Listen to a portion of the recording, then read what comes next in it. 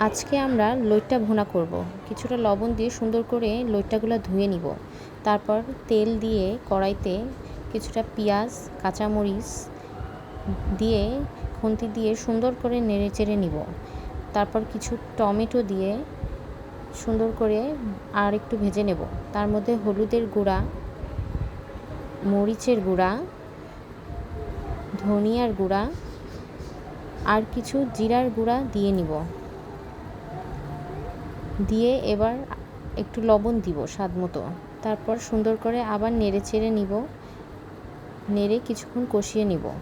তারপর আলতো করে মাছগুলো সুন্দর করে ছেড়ে দিব। মাছগুলো যেন না ভাঙে সেটা খেয়াল রাখতে হবে। তারপর আবার মাছগুলোকে সুন্দর করে মশলাগুলোর সাথে কষিয়ে নিব। তারপর একটু ঢাকনা দিয়ে ঢেকে দিলাম।